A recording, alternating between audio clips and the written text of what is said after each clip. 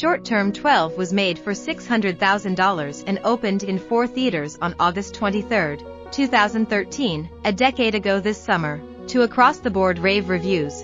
Then it spent the fall award season slowly slipping through the cracks. The movie grossed just over $1 million before disappearing into the catacombs of streaming libraries, surfacing only as something an algorithm thinks you might also like after watching Captain Marvel. It's entirely possible that you've never seen it or even heard of it. Maybe it's better that way. Movie history has enough indie darlings, whereas Short-Term 12 remains that rarest of things in our culture, a truly undiscovered jewel. A diamond still buried in coal. That's how Vanity Fair opens its article on Short-Term 12, abounding on our Brie Larson.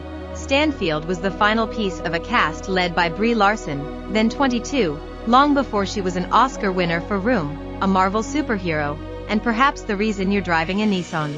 She starred as Grace, the unflappable head of the facility's residential unit. So this is how it's gonna be? You got 5 seconds. Tú no tienes los cojones. Stop.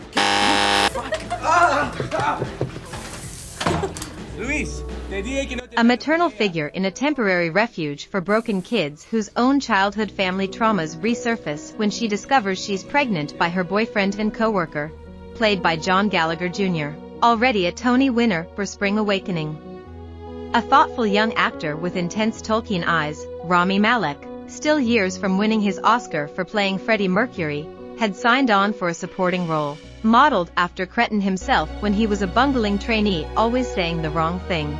Brie Larson chants when Cretin joins the Zoom.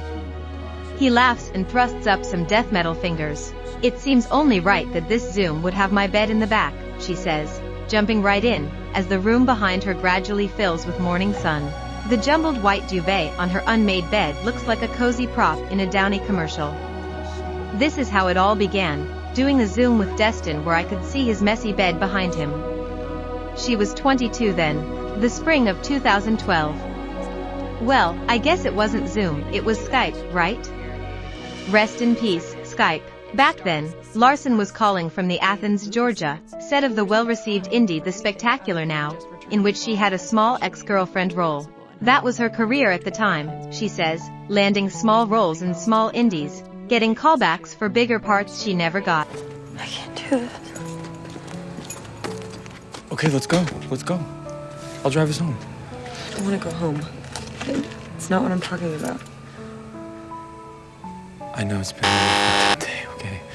Mason, you have no idea what I'm going through right now. Then tell me. That's how this works. You talk to me about it so that I can take your hand and fucking walk through this shit with you. That is what I signed up for, okay?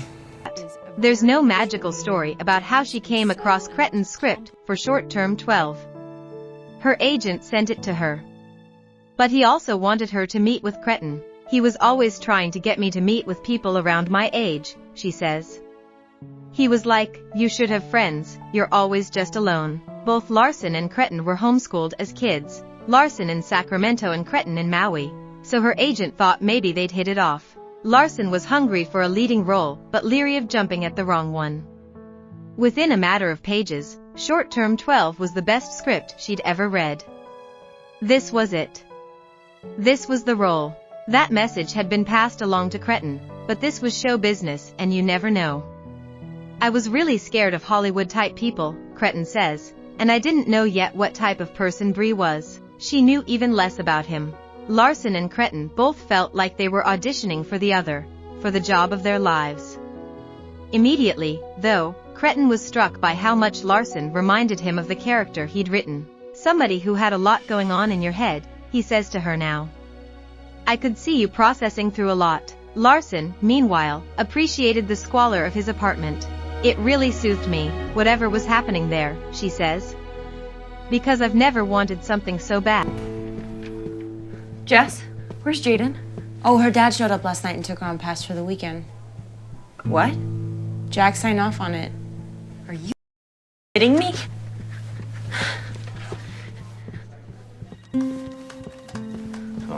How could you let her go? Jan, let me call you right back, okay? The man called. He apologized. He had a personal emergency.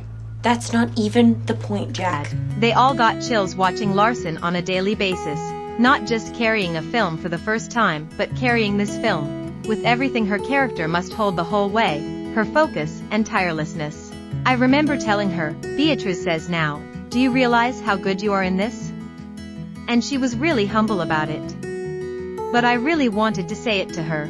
Like, while we were shooting, I wanted to say, you're so f***ing good in this. Larson felt unprepared and tired, and her mind was all over the place. The movie broke me a couple of times, she says, because I just didn't have very good technique at all. I was just a big mess. I had all this stuff inside of me, and I was just like, blah. She likens it to the origin story of her Marvel character, Carol Danvers, early on, when she doesn't know how to blast. In hindsight, she says, I realize I put all of that into the character. I was really ready to rage, I guess. Stanfield was stunned to learn during his interview with Vanity Fair that prior to Short Term 12, Larson had never starred in a movie before. Wait, you're saying that was her first time doing a lead?